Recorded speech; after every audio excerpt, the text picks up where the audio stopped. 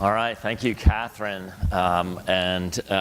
Just to echo Catherine's thanks to Barbara, you and Pitt and your foundation, and Staley and your team, and Mason Hawkins and his team.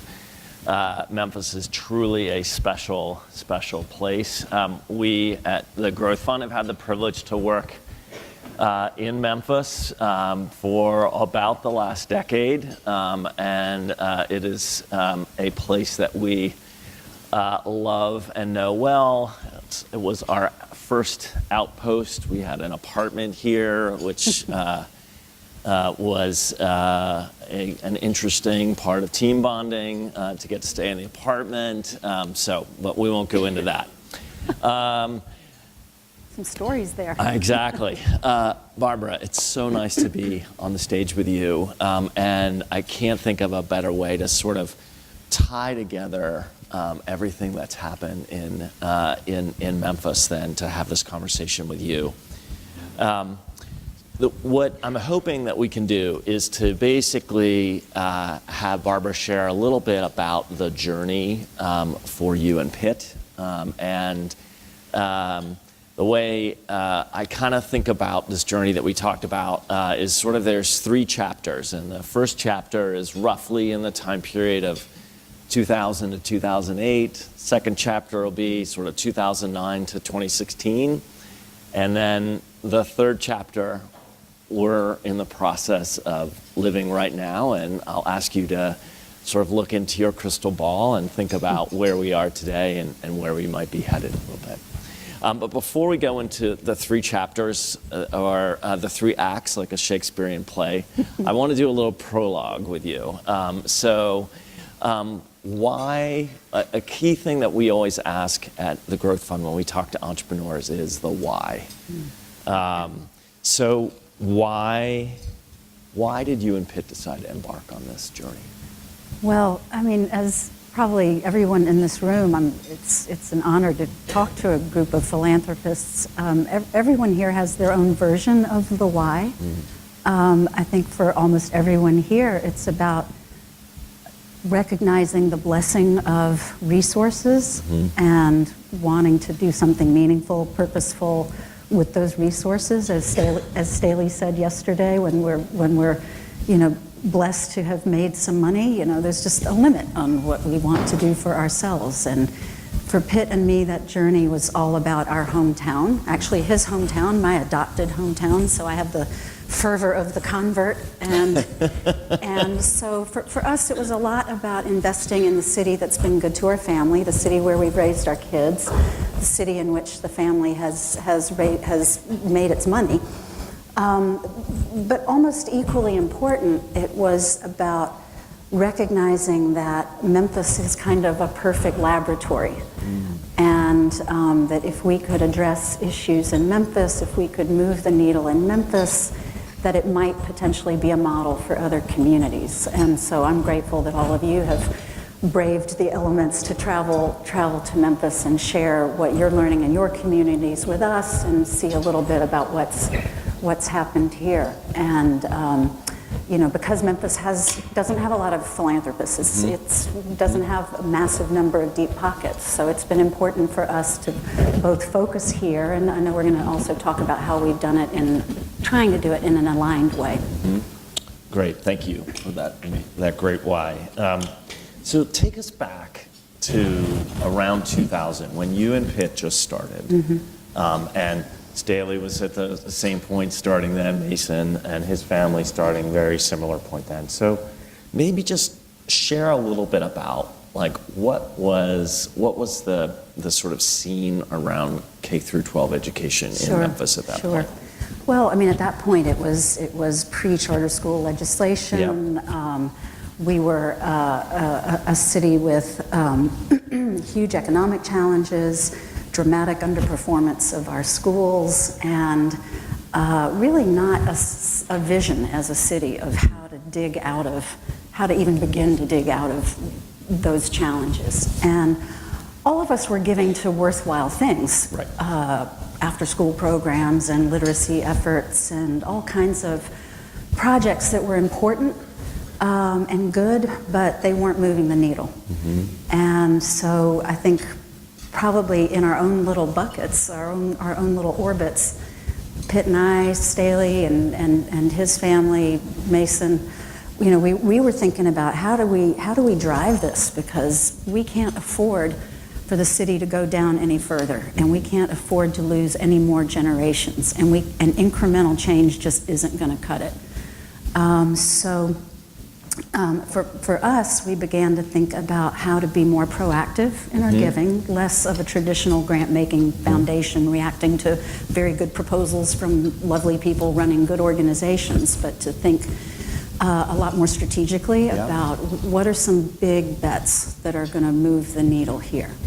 And so we began to think about choice, you know, like everybody in this room probably, about how to provide other options, other governance models for kids. We began to think about the talent that we would need to bring to drive that change, and then the policies, the political.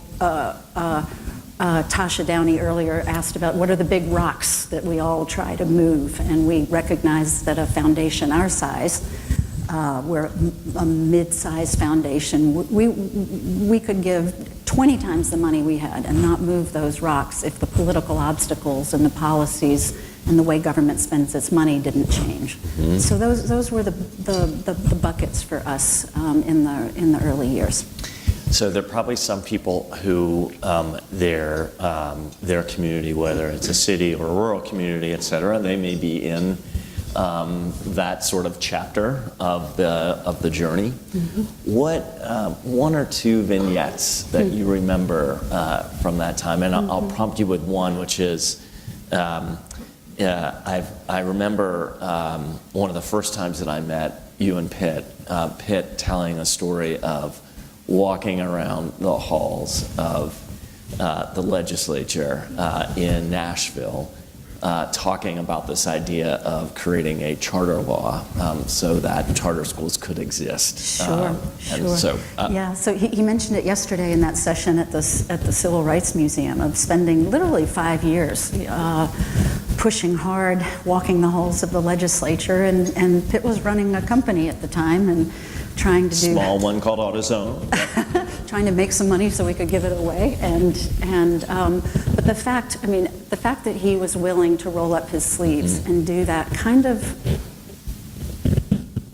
start to say grimy work, that's really not a fair adjective, but hard work of pushing a big rock up the hill. And meeting with every legislator, and one of the vignettes I thought about actually was not only him as a corporate guy rolling up his sleeves and doing that, but also there were some moments of great political courage that happened in those early times. And I think about a woman named Lois DeBerry, who was Speaker Pro Tem. The Memphians in the room will remember Lois, who sadly passed. So there was a moment after many years of trying to get through the logjam in the Education Committee, when the votes were tied.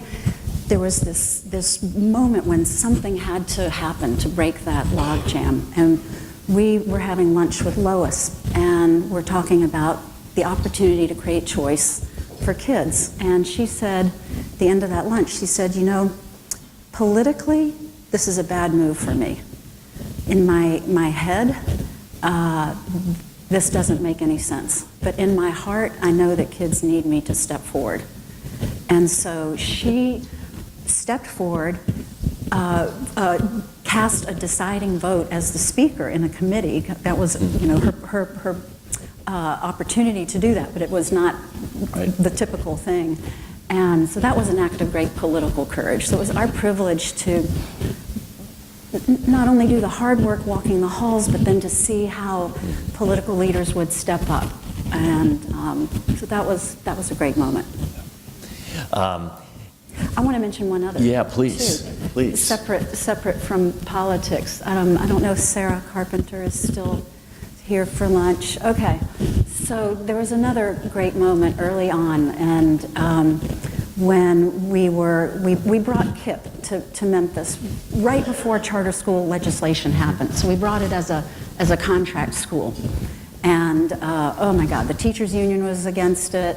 Everybody was like, what is this bizarre animal? What are you trying to do to us? And Mrs. Carpenter was the grandparent of some kids in the neighborhood in North Memphis where we wanted to establish the first KIPP school. And much like the story Chris Barbick told earlier today, Sarah stood up in her community and said, at a time when people were saying, what are these rich white people trying to do to us, okay?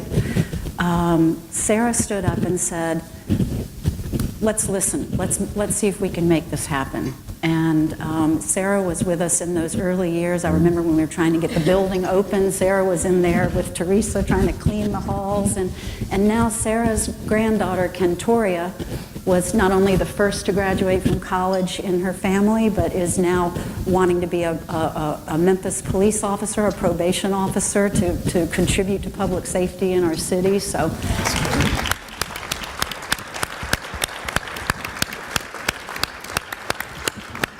Those kind of things that really float our boat, right? And that, you know, there are always setbacks in this work. Every one of you in this room can talk about the frustrations, the setbacks, the political changes in superintendents, unexpected challenges. But those are the moments that keep us going.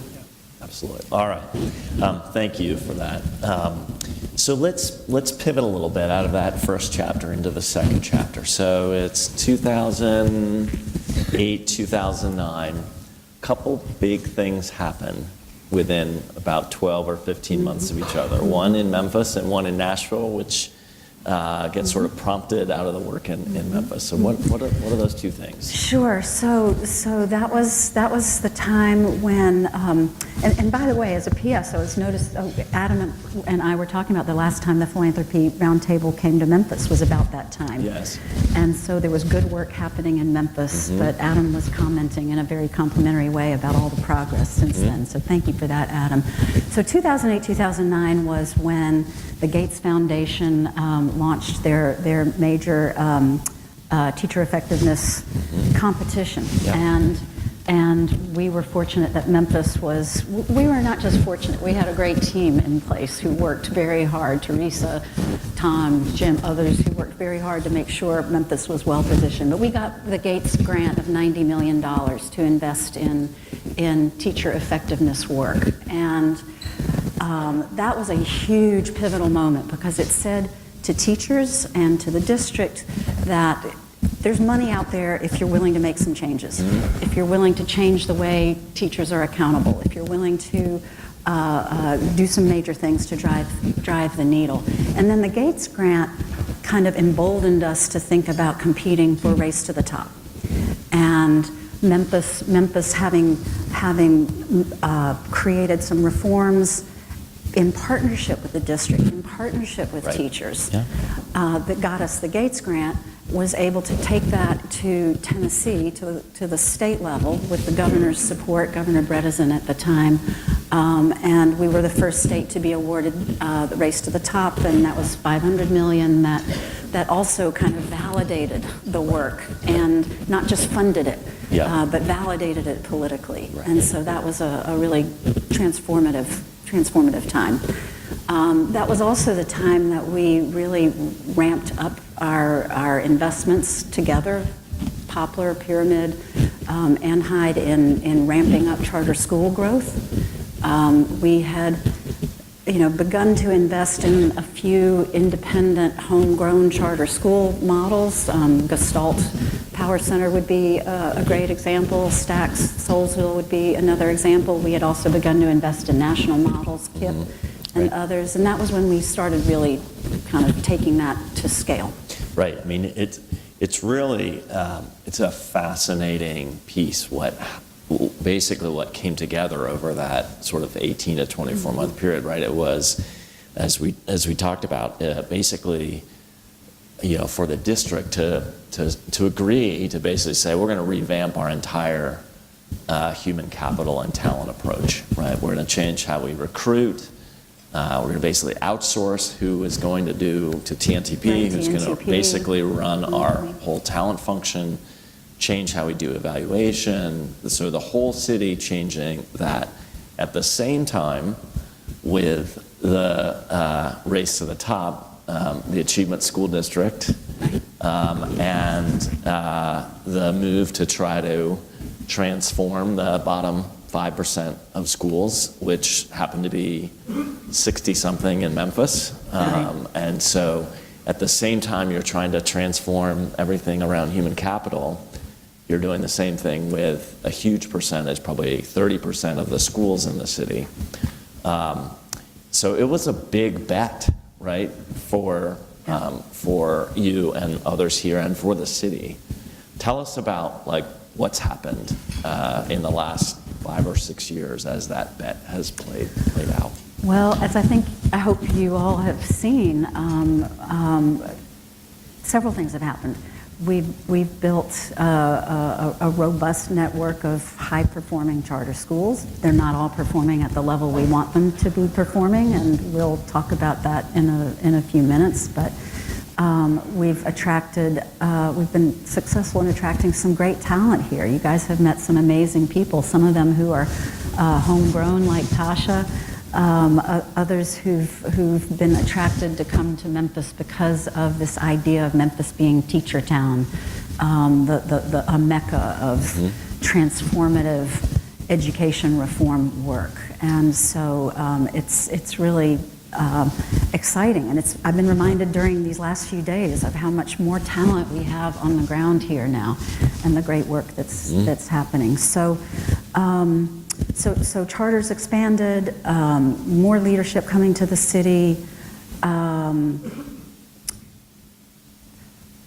What were you driving at, though? Yeah, no, this is all good. So yeah, a couple, so of the city, of the schools, basically 52 or 53 of the 60 have been transformed either by the district through the I-Zone, the ASD, and or some closures, right? And so, it's really pretty unique in our country that to do something over that 4 or 5 year period, both to try to really change what's going on in human capital and talent, and at the same time, trying to transform a bunch of schools. And so we've been placing a bet on this sort of portfolio approach, right? A multi-pronged approach to investing in district schools, to investing in public charter schools, and as many of you visited the Jubilee schools. And there are fits and starts and challenges in each one of those tracks, but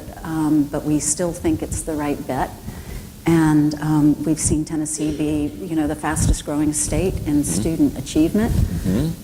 We've also seen some of the charter schools that we've invested in not creating the kind of student gains that we've wanted, and we're trying hard to be disciplined about pushing those schools to make the changes they need to, or shutting them down. So if you, what are the things that you would say were harder over the last 5 or 6 years than what you thought? And then I want to try to pivot us a little bit into here's where we are today and what the next few years might look like. Well, I think getting leadership right is probably one of the biggest challenges, both at the principal level in schools, at the political level. And we've had some great successes there. We've also had some failures. And especially, we got very excited about, okay, this logjam has broken. Now we're gonna all invest together, make some big bets. We're gonna grow the charter sector with the help of Charter School Growth Fund. We're going for it. And I think all of us, Kevin, you would agree, realize that we grew too fast. And we've had to look at that and kind of reel ourselves back in and focus less on growth, more on quality. And so that's been an important learning for us. Yep. I think the other piece, help us understand the politics and the piece of this. And so there was a really great session just before this with Tasha and several of the leaders of the different advocacy groups here in Memphis and in Tennessee, and help us understand, like, what do you think has been what's happened over the last few years that might be good for folks in here to think about in their cities? I think what's happened for us is we've gone from that point where it was Pitt walking the halls in the state legislature and a few people pushing politically to many voices pushing for change. And with Tasha's leadership, with people like Sarah Carpenter and Memphis Lift, with the parental voice has been empowered. There are so many former TFA core members who are running for school board, and working to align the policy and advocacy efforts is not easy. We want to both empower people's genuine voices to push for what they think is important and not have it not be top down, and at the same time try to be strategic about how do we bring these voices together to make the most important changes in a policy place that are going to impact the most kids. And those are hard conversations, but what I heard in the panel earlier was these are conversations that are having, and they're relationships that people have together, and so it's getting worked out. I think we're in a place now where you wouldn't get elected mayor if you didn't talk about the importance of education in Memphis. We have much higher caliber people running for city council and county commission who understand education reform at a deeper level.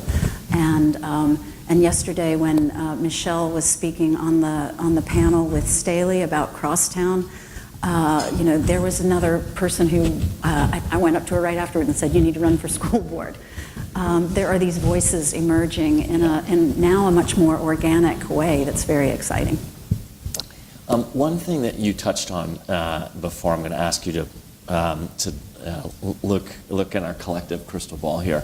One thing that you touched on that I think is really very special about Memphis is the partnership that you and Pitt have with Staley and his foundation, and his family, and Mason and that foundation. And how did that happen, and what keeps it working? Well, how it happened is, this is the advantage of being a mid-sized city. We know each other. We're friends. We have relationships, and we care about each other, and we care about moving the city forward. And as I said, there aren't as many philanthropists. There aren't just thousands of people lining up to give millions of dollars in Memphis. More happening. But so, we realized that while we were each doing amazing work, really strong work in our own lanes, that if we sort of figured out what the highway looked like and what direction it should go in, that we could dramatically go faster, do more for more kids. And there's enormous generosity in Memphis, and what we're also trying to do is inspire others who don't spend as much time in this field. People who say, I wish I could make a difference, I just don't know what to do. And I think we're trying to be a little bit of a, provide a little bit of a roadmap, but here are some investments that will work, and let us help you do that. I'm an old fundraiser, so I never can resist the opportunity to ask somebody to invest along with us. So. That's great. So I'm going to ask one more, and then I think we're trying to do open up the conversation to others. So what are the course corrections that you need to make in the next few years? And I'm using the royal we here as one of the other investors here. So what are the things on your mind? Well, I think we've learned, I mentioned it before, to be more disciplined about focusing on quality, not just growth. Right. And the growth was in some ways driven by the turnaround piece of all this, right? Which was in It was some driven ways. by opportunity Right, and exactly. a sense of The moral window. obligation, this window, Yep. let's get in there and do it. But we realize that there are Trades. traps and Yep. trade-offs Yep. in doing that. So I think that's a course correction. Another, I don't know if I'd call it a course correction, but an opportunity going forward is we figured out we can do this in pockets. We can create great school models with a terrific school leader and some good teachers, but we know we need to address the teacher pipeline in order to get to scale on that. And you all saw a little bit this morning, some of you, about the roads Right. partnership. We've explored, similar partnerships with other institutions here, and just looking for both alternative ways to beef up the teacher pipeline, and other great partners to work with us on principal leadership. We recognize that that's important. Other course corrections. Those are the biggest ones. Right.